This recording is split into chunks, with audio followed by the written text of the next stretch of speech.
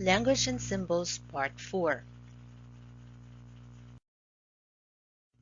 So we are now looking at very unique um, illustrations. So the next part would be functions and relations. So we first have the ordered pair.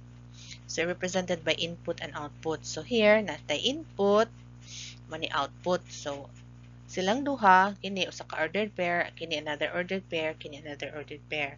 So the second part, input and output. So P and PX, that's one ordered pair, QY, another ordered pair, and RZ, that's another ordered pair. So the last part, you also have input and output. PX, one ordered pair, QY, one ordered pair, QZ, that's another ordered pair. Okay, and we call the relation. So these are all relation because it shows relationship between output and input. Na siya relationship sa input o sa output. But not all relations are functions. Ang function daw is a relation which derives one output for each given input. So na siya usa ka output for each given output. Okay? So here, if you're going to look at it, duhara ang naay function. So kay kada input na gid siya usa ka output in here. So what makes the last part not a function? Because Q here has two pairs of output. So dili pwede mag-share og input. You can share output but not input. Okay, so take note of that. Domain is a collection of the first values in the ordered pairs. So, ang input, mo na siya ang mga domain. All the range is a collection of second values in the ordered pair or the set of output values. So, tanang, ini siya, mo na siya ang range. Ang XYZ, mo na siyang range. Ang XYZ, that's another range. So, we have to take note also that all functions are relations. So, tanang function, relation siya, pero dili tanang function, tanang relation, function. Okay? So, be very careful also with talking about functions and relations. So, another way also of representing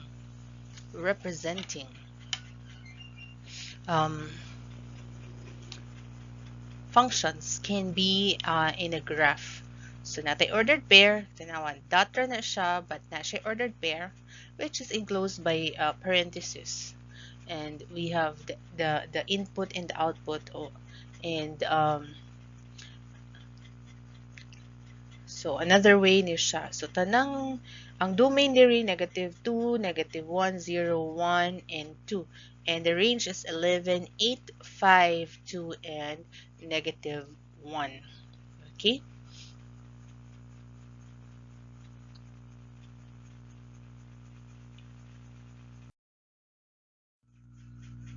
So, kini. So, lahi na siya kay dili siya figure nga type. It is, the given is written in a set form. So, anong set man na siya, gi-include siya og brace.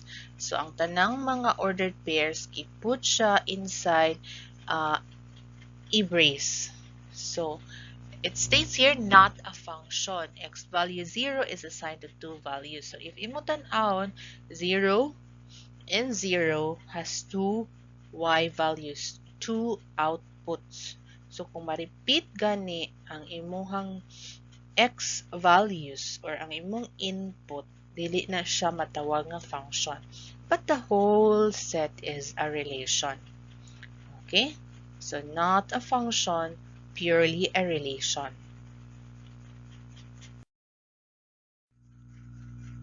Next, is the following relation a function? So, given for 1, 3, 1, 0, 3, -7. Yes, walay gi-repeat nga input dinhi. So, kada value sa X assign only one value. Yes, state the domain and the range. Ang atong domain for 3, 0, and 7. But we have to write it in ascending order. So negative 7, 0, 3, and 4. Ang range, we have 1, 1, 3, and 5. But since 1, gi-repeat man ang 1, we only write it once. Kausara na siya pwede isulat sa imuhang set of range 1, 3, and 5. Miss, anong natawag siya nga function nga nadoble man ang range? Remember, dili man ang range ang ato ang gitanaw. Ang x value man. So, walay gi-repeat nga x value. Maura na ang makapa-function sa relation.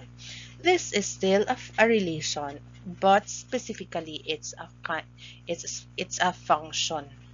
Okay? So take note.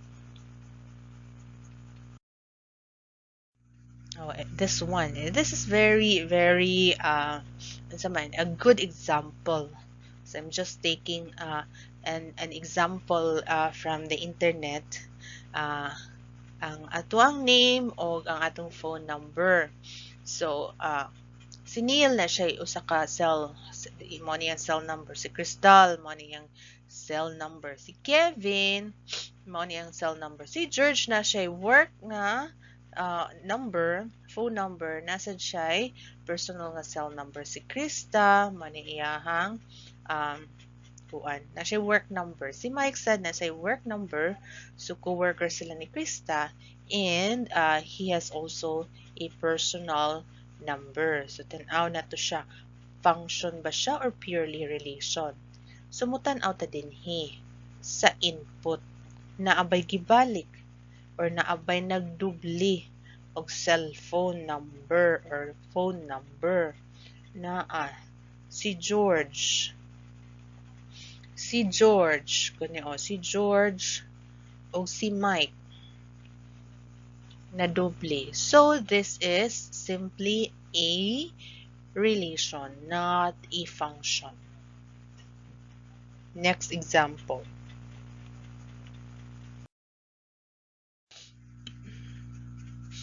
Okay. Ini birthday. So itong tan-aon. So mutan-aw ra gyud sa first. Naabay duha ka book birthday. Diba? Wala. Dili man pwede nga kanang akong birthday kay January 5 o September 6. Dili man pwede kay kausara man tagi-anak. Siguro, there can have two in paper nga birthday nimo. Mo claim ka nga birthday nimo sa imuhang birth certificate niya. Nasa kay mo claim sad ka nga birthday sad nimo sa imuhang church nga baptism na may uban ingon ana. So, ang birthday, kung kanus ara jud kani kawas kalibutan. So, dili gina siya pwede mabalik. Okay? So, we can consider this a function, a pure function. Kini. Wala ang student ID. Pwede ba nga ang student ID ma-own of two persons? Dili. So, ang student ID is very unique to you. So, ang student ID sa CNU is very unique. So, naibalam, sa man na siya. The year kanis sulod niya, ano na siya mga digits that follows. Ano siya ang mga kuan. Para di na magbalik-balik. Okay, so unsa man siya, functions or purely a relation?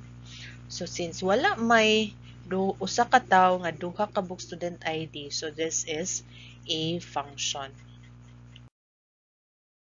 So ako ning i-add ang vertical line test. This is very important sa concept sa functions. When you go do graphing or identifying if the graph of a function is, or the graph of an equation is a function. Sige. So, kung nanay graph, kung graph rin ang gihatag, dali ra kay na siya, you just simply do draw a vertical line. So, kung vertical line, kana vertical line. Kung mo pass through ra na siya, og exactly one point, mo cross na siya kausa sa kanang kuan, sa graph, then we can say nga function na siya. So kini kay kaduha man siya ni cross ang imuhang vertical line. So it's not a function, di pwede. Same thing with the third graph. Kaduha siya ni cross, dili na siya function. So kining duha are simply relations. Okay?